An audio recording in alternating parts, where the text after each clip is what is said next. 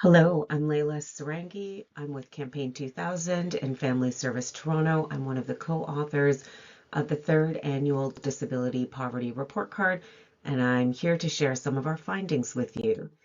There was not a lot of good news in the data this year, but we did see, looking at both poverty measures, the low income measure and the market basket measure, there was a slight decrease in 2023 of poverty rates for people with disabilities. The line here at the top, the blue line, is showing the poverty rate between 2013 and 2023 for people with disabilities. We can see in 2023, about 45,000 people with disabilities were lifted out of poverty, but that still left 16%, or 1 in 6 people with disabilities. That's 1.5 million people with disabilities living in poverty. Their poverty rate is about twice as high than for people who do not have disabilities. And you can see this comparison on the graph. The line at the bottom, the orange line, is the rate of poverty for people without disabilities, which is about 9.5% in comparison. Now, the Canada Disability Benefit is targeted to people of working age. So that is those people who are between 18 and 64 years old.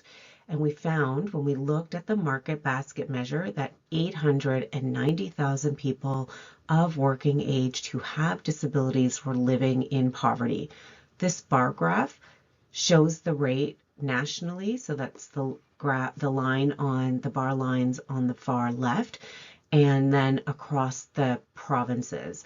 Unfortunately, the data is not available. The market basket measure data is not available for people with disabilities living in the territories. But when we look at across the provinces, we can see some of the highest rates of poverty for people of working age in Nova Scotia and in Saskatchewan, and some of the lowest rates of people of working age with disabilities in Alberta and in New Brunswick. And this data was shared with us by Maitri, our colleagues over at Maitri. More than 1/3 of people with disabilities who are living alone, who are not in an economic family, live in poverty. And that is much higher than those who do live in an economic family. So an economic family is a group of 2 or more people who are related by blood, marriage, common law, adoption, or a foster relationship, and who live in the same residence. A person who is not in an economic family may be living alone, or they may be living with other individuals who are not related to them.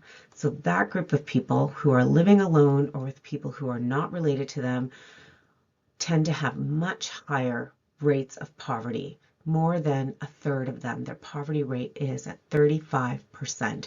And you can see that compared in the line graph here. The green line at the top are those who are not living in an economic family, compared to the orange line at the bottom. About 10% of those with disabilities living in an economic family live in poverty. When we looked at the gender breakdown, we did see a closing of the gender gap in terms of poverty rates. Both men and women with disabilities, their poverty rate in 2023 was at 16%. But when we looked at the absolute numbers that represents, more women with disabilities lived in poverty.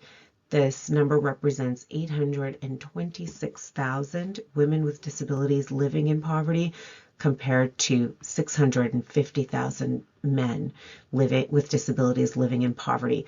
Both are very significant, but this really speaks to ongoing entrenched gender norms in our society, including the gender wage gap and the unpaid labor and unequal care that falls on the shoulders of women.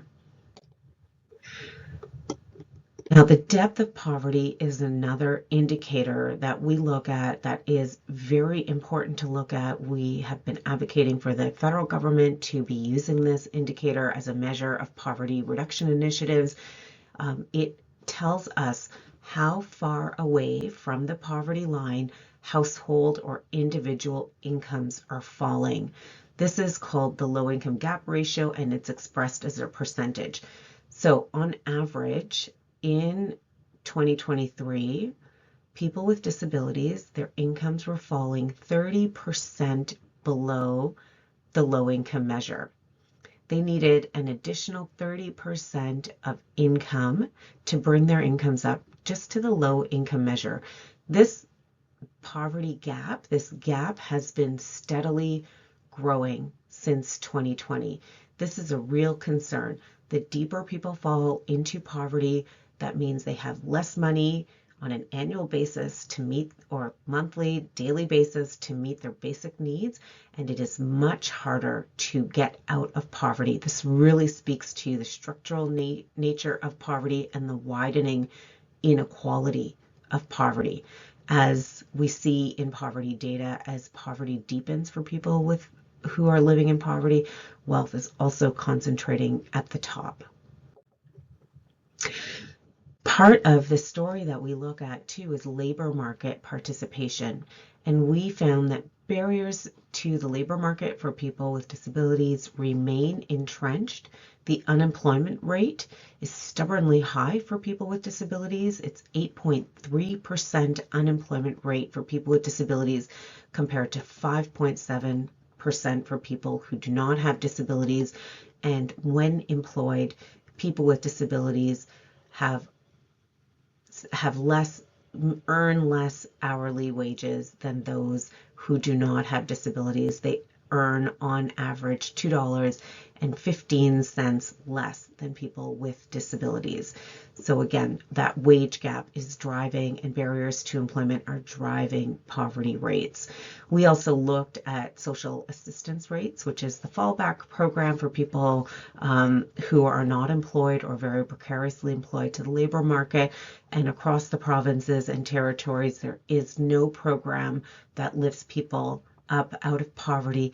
Even modeling done by Maitri, adding the maximum $200 amount of the Canada Disability Benefit to social assistance programs is not adequate enough to lift people out of poverty. And so the report card makes a number of recommendations, including to cut the red tape by removing bureaucratic barriers, building accessibility by expanding eligibility and ensuring access to information in accessible ways, guaranteeing adequacy by increasing the benefit amount to bring incomes up to at least the low income measure, and upholding accountability through annual regular public reporting on the outcomes and the impact of the CDB. So we hope that you'll be able to use this research and take a look at the report card, and we hope that this is useful for you in your work and your advocacy as well. Thank you.